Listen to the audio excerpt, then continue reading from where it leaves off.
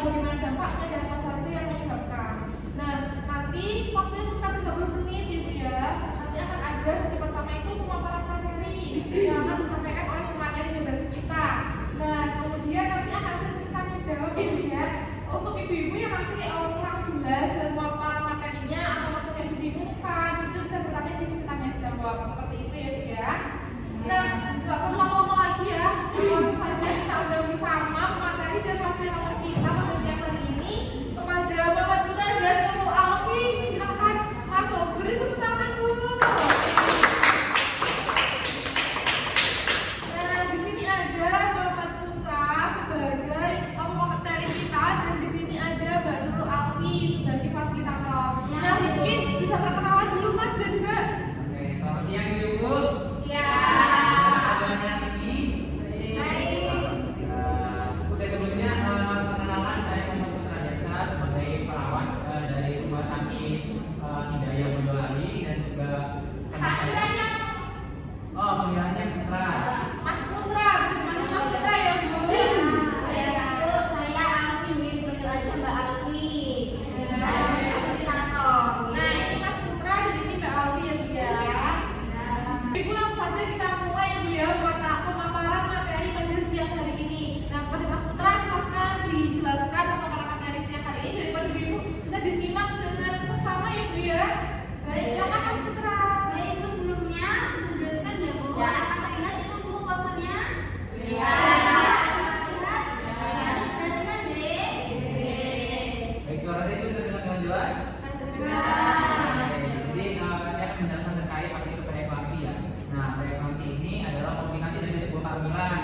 Nah, itu dapat membahayakan bayi ataupun janin ataupun ibunya sendiri. Nah, preeklamsi ini tandanya dengan tensinya yang tinggi. Itu tensi tinggi, ibu tahu nggak berapa? Ibu tensinya pada berapa nih? Terakhir tensi berapa?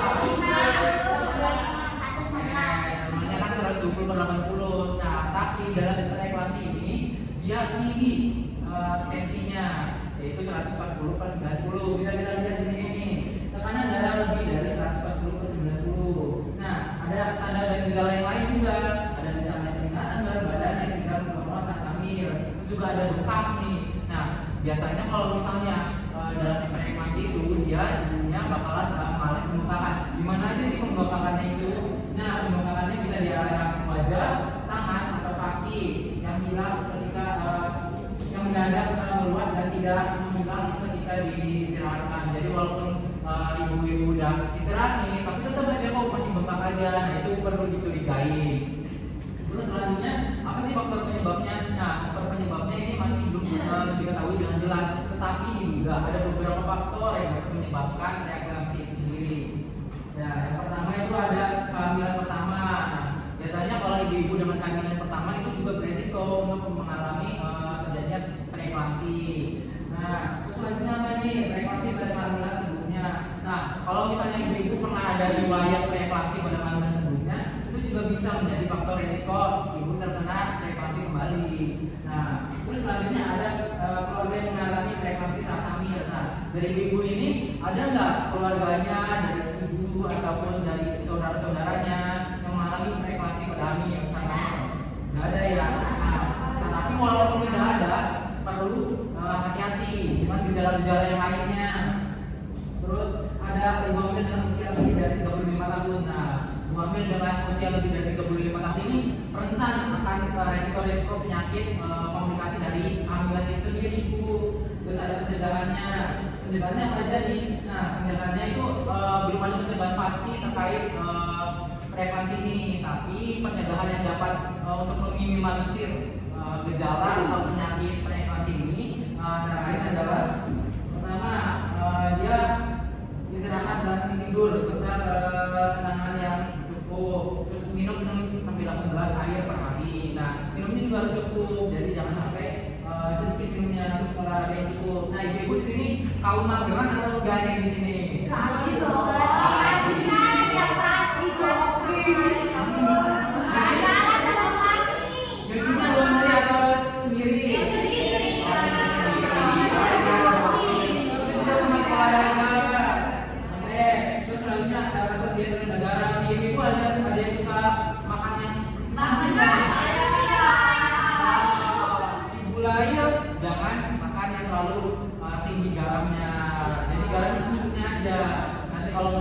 terlalu berlebih nanti disangkanya pengen nikah kan. Kita ngomong lagi ya ke poster ini ya, ibu-ibu. Nah, ada dampak kepada ibu nih. Kalau buat preeklamsi, apa aja sih dampaknya? Jadi lihat nih, ada dampak psikologis, otomatis kalau misalnya ibu terkena penyakit nih. Misal ibu terkena penyakit, nah kira-kira ibu bakal cemas nggak sama keadaan janinnya? Cemas kan? Takutnya janinnya kenapa-kenapa. Nah, ibu-ibu di sini kehamilan berapa ini?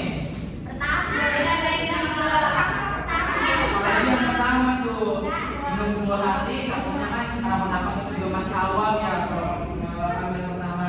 Nah, dampak selanjutnya ada apa nih? Ada gangguan jantung pada ibu hamil maupun bersalin. Nah, itu juga berdampak. Bisa ada anemia, juga bisa berdampak pada ibunya. Nah, kelahiran prematur juga bisa berdampak.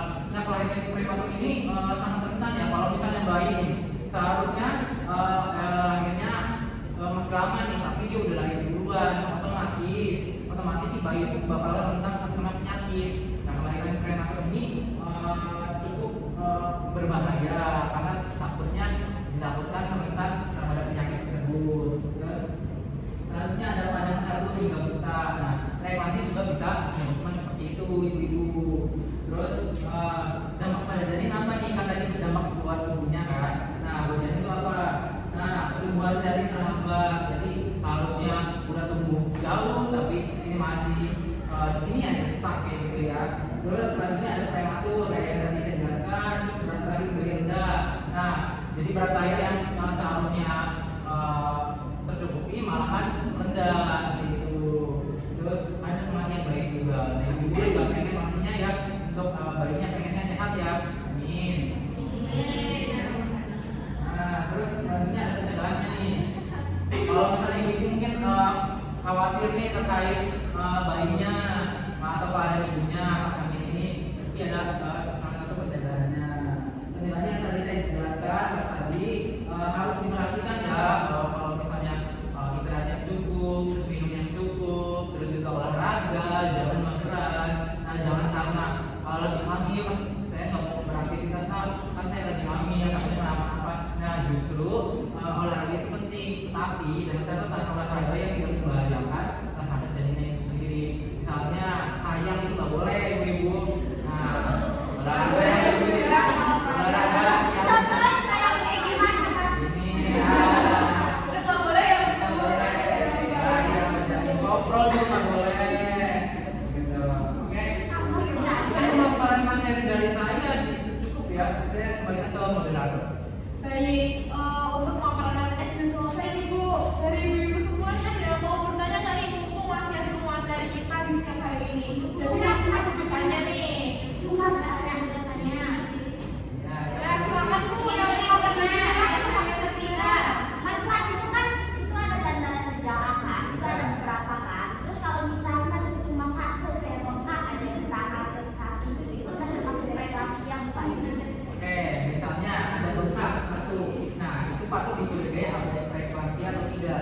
Nah, untuk mengetahui preeklamsi atau tidak, disarankan ibu untuk mengecek ke dokter atau untuk pastinya, karena cuma satu gejala aja belum tentu terkena preeklamsi seperti itu. Makanya lebih pastinya kita ke dokter untuk memeriksa apakah preeklamsi atau tidak seperti itu. Apakah ada balas nih? tidak. Makasih Mas. Sudah cukup ya Bu. Ya. Nah, siapa lagi yang mau bertanya? Saya. Nah, Ibu bilang baju coklat silakan. Tadi dampak pada ibu hamil itu kalau ngalamin satu aja nih, itu tuh langsung preeklamsi atau gimana? Oke, ini kan dampak pada ibu hamil dan preeklamsi. Otomatis ketika dampak itu terkena, otomatis dia preeklamsi karena itu kan dampaknya bisa dilihat nih. Terus salah anemia, kelahiran prematur, kesetan, berputus, bersalin dan lain sebagainya. Kalau janinnya gimana? Dampak. Oke, untuk dampak pada janin ya sama. Ini kan prematur, terus berat bayi rendah dan meningkatkan tingkat kesakitan. Ini bisa berdampak karena preeklamsinya itu. Untuk tanda gejala awalnya gimana? Yang preeklamsi awal kita ngalamin kayak misalnya ibu hamil. Nah kalau tanda gejala awalnya itu kita merasa posisi gimana?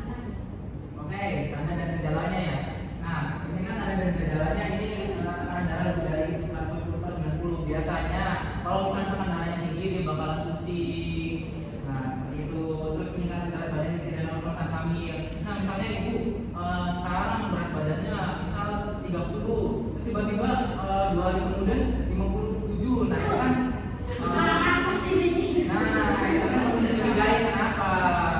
Nah terus ini bengkak, terus kalau tiba-tiba bengkak terus istirahat tapi nggak hilang bengkaknya aja, itu kan otomatis dicurigai tuh apakah ada apa nih, ini pasti ada masalah kalau misalnya dia bengkak tapi udah istirahat kok nggak berhenti bengkaknya. Nah seperti dicurigai preeklamsi itu. Tapi mas, kadang kata orang kalau bengkak di bagian kaki itu kayak normal gitu kata orang. Orang tua Nah, itu yang harus kita ubah pola pikirnya, karena dahulu kan mungkin minimnya keterbatasan informasi. Nah, kita kan sekarang di era teknologi ya, teknologi cukup luas, terus banyak penelitian-penelitian terbaru. Nah, terkait itu penelitian terbaru mengatakan bahwasannya, nah kalau misalnya ada bengkak pada kaki ya seperti itu, nah itu ada masalah karena kan dia kalau misalnya istirahat terus masih bengkak aja, itu ada masalah otomatis seperti itu. Jadi jangan terusin pengetahuan yang sebelumnya karena itu kurang tepat gitu. itu lagi mas menu makan. Ya, Menu makan yang menghindari yang tidak baik. Makanya katanya nggak boleh pedes gitu. Nggak boleh kata yang yang pedes makan pedes juga gitu loh. Dan juga panas. ini ibu kan sudah dijelaskan tadi terkait makanan itu harus diperhatikan sekali. Nah, makanan itu dia harus makanan yang baik, misalnya sayuran seperti itu. Nah, garamnya juga dikurangi karena garam bisa meningkatkan tekanan darah tinggi. Terus juga jangan makan makanan kalengan, itu nggak baik untuk kesehatan bayinya. Jadi makanan yang keluar dari misalnya sayuran kayak itu, tapi sayuran juga harus dicuci dengan bersih seperti itu. Kalau siput-siputan kayak gitu kurang cubing-cubing nggak boleh. Kalau siput-siputan itu yang jelas nggak boleh pastinya. Tapi kalau misalnya ibu tidak memiliki alergi, boleh-boleh saja. Kalau makan sardin nggak boleh berarti. Nah, sarden itu kan dia kalengan kan. Nah, kalengan itu biasanya ada pengawetnya, pasti ada pengawetnya. Nah, itu takutnya membahayakan dagingnya. Tapi kan itu ikan. Ya, ikan, tapi bedanya ikan yang fresh dengan ikan yang dengan pengawet. Itu kan yang beda. Nah, di masalah ini kan pengawetnya. Ya mas. Oke. Gimana ibu-ibu, apakah ada mau bertanya lagi mengenai materi yang mungkin ada di kelas 11 gitu? Nanya bu, nanya bu. Ada belum nanya? Saya kata. Ini loh belum nanya. Ini loh.